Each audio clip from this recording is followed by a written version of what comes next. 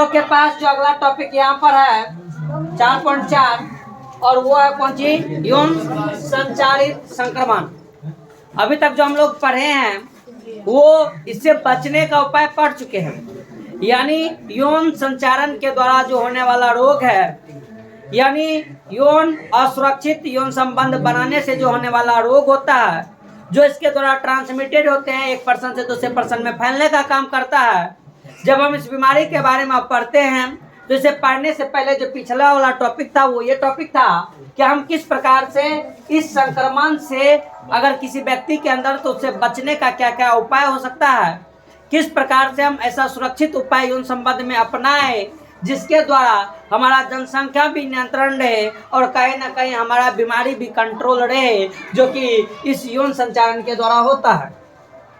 इसके अंदर बताया गया है कि कोई भी रोग या संक्रमण, संक्रमण का मतलब फैलने वाला रोग, संक्रमण का मतलब ट्रांसमिटेड होते हैं। तो लिखा हुआ है कि कोई भी रोग या संक्रमण जो किसके द्वारा, मैथुन क्रिया के द्वारा संचारित होते हैं, फैलते हैं, उन्हें सामूहिक तौर पर हम यौन संचारित संक्रमण के नाम से जानते हैं, जिसे हम STD के नाम से जानते हैं, सेक्सुअल ट्रांसमिशन डिजीज के नाम से जानते हैं, STD के नाम से जानते हैं। और यहाँ पर जो लिखा हुआ है वो कौन सी है?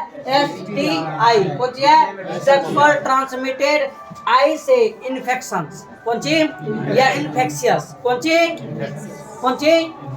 एक STD होता है, जबकि यहाँ पर क्या है? STDI यानी सेक्सुअल ट्रांसमिशन कुछ बोलते हैं इन्फेक्शस जो डिजीज होते हैं, उस डिजीज के द्वारा ये चीज होते हैं। उसी प्रकार से एक है रतीज रोग, जिसको VD के नाम से जानते हैं। किसके नाम से? अथवा जनन मार्ग के अंदर, रिप्रोडक्टिव ट्रैक्ट के अंदर जो इन्फेक्शस होता है, संक्रमण होता है, उसके बारे में बताया गया। यानी मुख्य रूप से यौन संचारित रोग के रूप में हम STI, हम VD, हम RTI। कौन सी? RTI। RT का मतलब रिप्रोडक्टिव ट्रैक्ट, इन्फेक्शस वाला भाग यानी जनन का मार्ग वाला के अंदर संक्रमण। रजित रोग यानी ये वेजिनल के डिजीज के तौर पे जाना जाता है, यानी वेजिना के आसपास यानी योनि के आसपास होने वाला रोग। और ये एक जो है STI जो संचारित दोनों के अंदर संक्रमित होने वाला जो रोग है उसके बारे में बात किया गया है।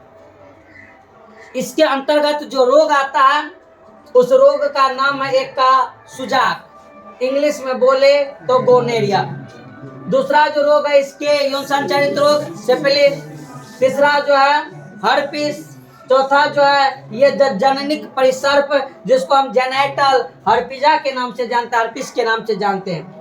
क्लेमिडियाता, ट्राइकोमोनस्ता, लैंगिक मत्स्य, यकृत शोथ बी, और हाल ही में सर्वाधिक चर्चित और सबसे घातक बीमारी एड्स, ये सब यौन संचारित रोग के अंतर्गत आते हैं। किसके अंतर्गत?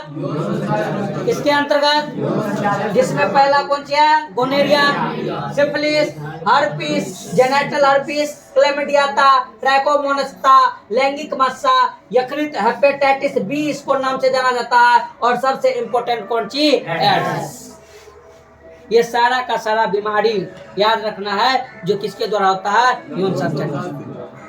लेकिन इसी में से हम जानते हैं रोग को उत्पन्न करने के लिए, कौन सी? रोग को उत्पन्न करने के लिए जरूरी जो होता है वो होता है कौन सी? रोगाणु। कौन सी? कौन सी? रोगाणु का बात जब हम करते हैं तो उस रोगाणु का अगर बात करें तो रोगाणु के अंतर्गत यानी 3 टाइप का 4 टाइप का रोगाणु जनरली देखने को मिलता है। जैसे या तो वो बैक्टीरिया से हो सकता है, या तो वो प्रोटोजोआ से हो सकता है, या तो वो वायरस से हो सकता है। इस प्रकार से बताया जाता है। या तो वो फंजाई से हो सकता है। किससे? फफूंद से।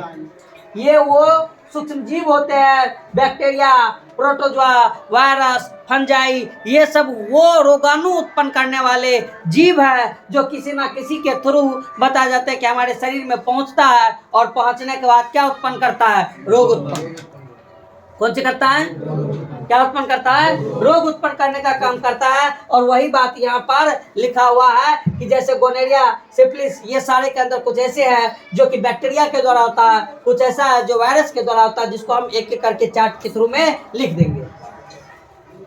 इन सब से कि सबके साथ HIV संक्रमण सर्वाधिक क्या होता है? खतरनाक। ये जो एड्स के बारे में बात किए, जो कि सबसे ज्यादा खतरनाक बीमारी है, यौन से संचारित रोग है।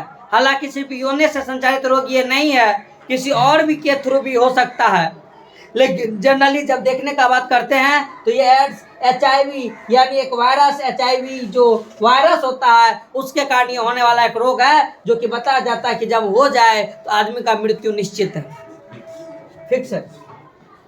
इस सब के बारे में पुस्तक के 8वें अध्याय के अंदर विस्तार रूप से चर्चा किया गया है। यानी इस चीज को याद रखना है, हम 8वां चैप्टर में जाएंगे तो भी उसके अंदर ये चीज को हम पढ़ने का काम करेंगे।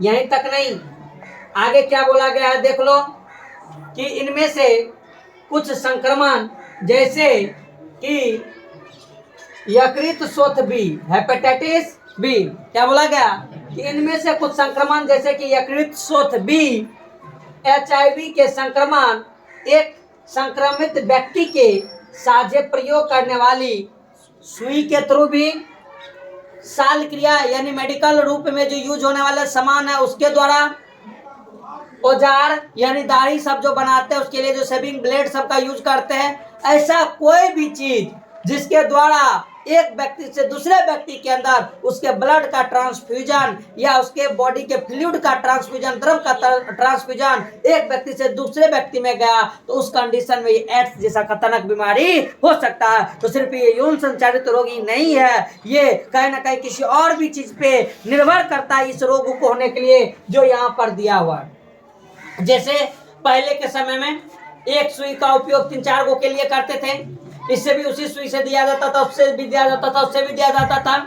तो उस कंडीशन में इस बीमारी को फैलने का चांस ज्यादा था, इसलिए कि अब के समय में एक व्यक्ति को सिर्फ एक ही सुई पड़ता है, दूसरा बार में उसको तोड़ के फेंक दिया जाता है सिरिंज को। तथा सदूषित रक्तदान यानी आजकल जो हम ब्लड ट्रांसफ्यूजन करते हैं, मान लो किसी एड्स वाले पर्सन से उसका ब्लड लिए और कोई स्वस्थ व्यक्ति है, उस व्यक्ति को ब्लड का जरूरी था, तो एड्स वाला ब्लड को बिना चेक किए हुए अगर इसका ट्रांसफ्यूजन करवा दिया जाए तो इससे भी एड्स का खतरा बढ़ता है और ज्यादातर देखने को मिलता है। या फिर संक्रमित माता पिता किसी को एड्स है तो प्लेसेंटा के द्वारा उसके गर्भावस्था में जो शिशु है उसके अंदर भी ये संचारित हो सकता है। इसलिए कि यौन रोग के अंदर एड्स वाला जो बीमारी है वो सिर्फ एक संबंध बनाने से ही नहीं जाता। यकृत शोथ भी, जननिक परिसर तथा HIV संक्रमण को छोड़कर बाकी सभी यौन रोग पूरी तरह से क्या है? उपचार योग्य। यानी ये तीनों का तीनों उपचार योग्य है। एक बार अगर हो गया तो इसका इलाज नहीं होगा, एक बार अगर हो गया तो इसका इलाज किसका किसका? यकृत शोथ भी, जननिक परिसर और आगे लिखा हुआ है बशर्ते कि इन्हें शुरुआती अवस्था में पहचानना एवं इनका उचित ढंग से पूरा इलाज कराया जाए। इस सभी रोगों के शुरुआती लक्षण बहुत क्या होते हैं? हल्के फुल्के होते हैं, जो कि जननिक क्षेत्र यानी गुप्तांग में कैसा प्रोसेस करवाता है? खुजली की तरह होने लगता है, गुप्त रोग होते हैं। यानी गुप्त वाले भाग में, यानी कहने का बात करें शीशन वाले क्षेत्र में या योनि वाले क्षेत्र में तरल स्राव का सिक्रेशन होना स्टार्ट हो जाता है, वहाँ पे हल्का दर्द होता है, वहाँ पर सूजन आदि, फूल जाना आदि जैसा लक्षण इसके अंदर हमें देखने को मिलता है। संक्रमित स्त्रियां अलक्षणी हो सकती है, यानी उसके अंदर लक्षण नहीं भी हो सकता है, कभी कभी उनमें संक्रमण के लक्षण प्रकट नहीं होते, यानी बीमारी है लेकिन लक्षण उसके अंदर नहीं दिख रहा, ऐसा भी कंडीशन होता है और इसलिए लंबे समय तक उनका पता नहीं चल पाता।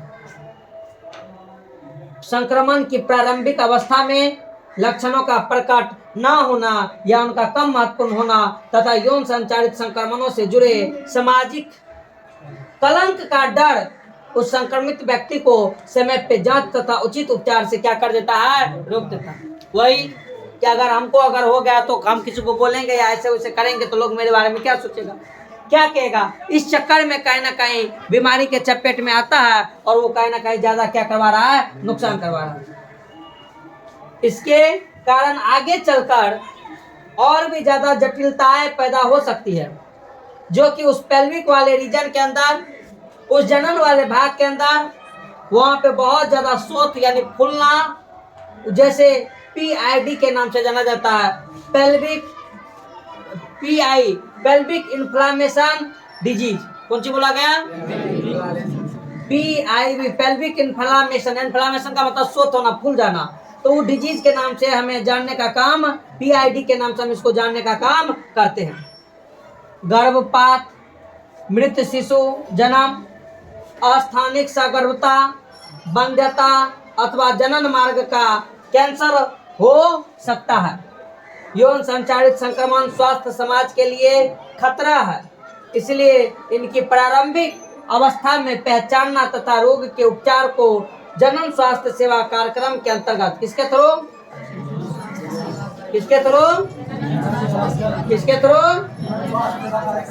कार्यक्रम के थ्रू बताया जाता है कि हम कहीं ना कहीं ठीक करने का काम कर सकते हैं। लेकिन जो बोला गया है कि इसके कारण क्या क्या हो सकता है, मृत शिशु जन्म, अस्थानिक सगर्भता, वंध्यता, जनन मार्ग का कैंसर भी हो सकता है। यौन संचारित संक्रमण स्वस्थ समाज के लिए खतरा है, इसलिए इनकी प्रारंभिक अवस्था में ही पहचानना और इस रोग का उपचार जनन स्वास्थ्य सेवा कार्यक्रम के अंतर्गत प्रमुखता दी गई है। यद्यपि सभी लोग इन संक्रमणों के प्रति अति संवेदनशील है, लेकिन खास करके कब, होने के लिए किसी भी एज में हो सकता है, होने के लिए किसी भी एज में, लेकिन खास करके 15 से 24 वर्ष के आयु के अंदर वाले लोग इनकी चपेट में अधिक संख्या में दर्ज की गई है। और वायु और इस सामने में जो बैठा हुआ देवी देवता वो भी इसी आयु के अंतर्गत आ रहा है। इसलिए के बोल रहा है कि लेकिन घबराइए मत, इससे बचाव का उपाय,